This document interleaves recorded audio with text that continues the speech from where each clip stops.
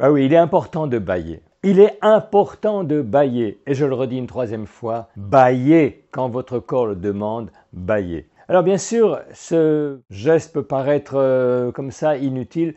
Quand le bâillement vous interpelle, c'est votre corps qui vous interpelle. C'est votre corps qui vous dit « lâche-moi, permets-moi de me lâcher ».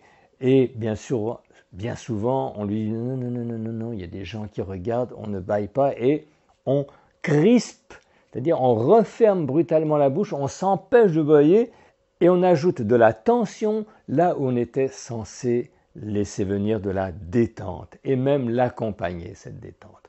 Donc le bâillement nous intéresse parce que dans tout ce qui est prise de parole, dans voix, bien sûr, ce bâillement, c'est aussi le dessin intérieur de la bouche. Petite parenthèse, le français est une langue de plus en plus plate et de plus en plus devant, avec un voile du palais assez plat. Le voile du palais, c'est l'arrière du palais, c'est ce qu'on appelle le palais mou, le palais flottant. Donc ce voile du palais, comme on parle de plus en plus petit devant, il est de plus en plus plat et notre voix est de plus en plus devant et plate. Donc le bâillement, c'est aussi une activation de l'arrière-bouche, de sa mise en plénitude, comme si on élargissait la grotte ou le moule où se fabriquent les sons.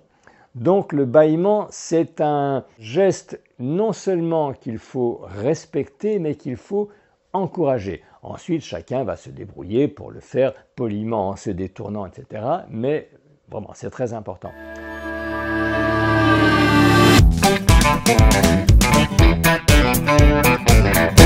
Bonjour, je suis Jean Sommer, le coach de la voix et de la prise de parole en public. Aujourd'hui donc, je vous parle de ce bâillement. Ce bâillement qui est une demande du corps et que bien souvent on court-circuite ou bien qu'on empêche. Et quand on l'empêche, c'est une partie de soi qu'on empêche parce que le bâillement, c'est comme si vous vous empêchiez de dormir ou de vous détendre quand vous en avez besoin. Le bâillement, c'est un appel du corps pour lâcher. Le bâillement, ce n'est pas que simplement l'ouverture de la bouche, parce que le maxillaire s'articule à toute la musculature dorsale et quand vous allez avoir un bâillement, non seulement vous allez le ressentir, mais je vais vous demander de l'accompagner et d'en retirer les bénéfices. Je vous propose de mettre en application cette valorisation du bâillement à partir d'un exercice en 3 points. Ouvrir, lâcher et respirer. On va ouvrir largement la mâchoire, lâcher avec la sensation que les joues sont du caoutchouc et à la toute fin, sans avoir resserré les dents, se laisser respirer et faire le lien entre l'ouverture de la bouche et la respiration basse. Je le mets en pratique et je vous explique en même temps. Ouverture.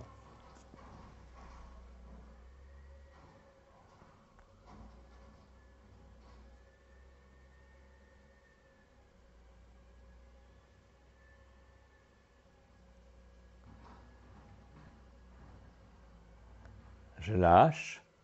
Là. À la fin, la mâchoire reste en suspens, hein, je ne resserre rien. Donc l'air circule entre les dents.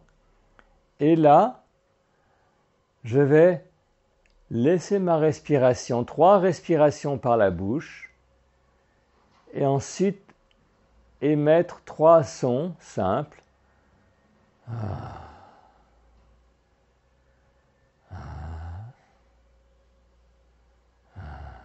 Ce n'est pas du tout des sons esthétiques, je ne recherche rien du tout.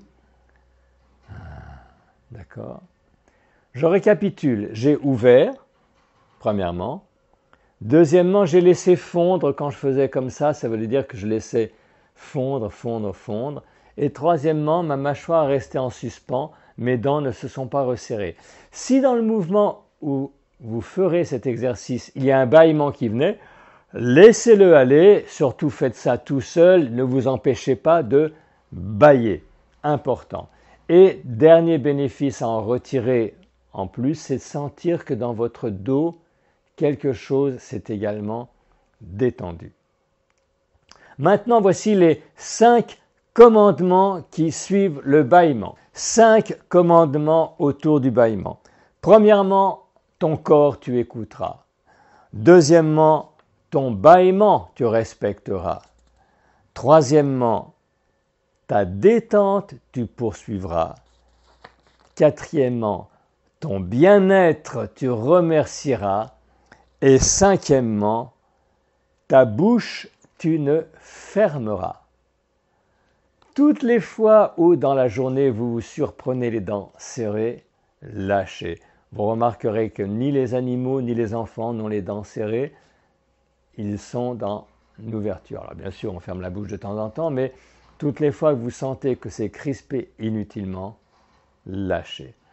Si cette leçon vous a intéressé, comme d'habitude, je vous invite à cliquer sur le bouton ci-dessous pour rejoindre ma communauté d'abonnés. Pour l'heure, je vous remercie et je vous dis à bientôt.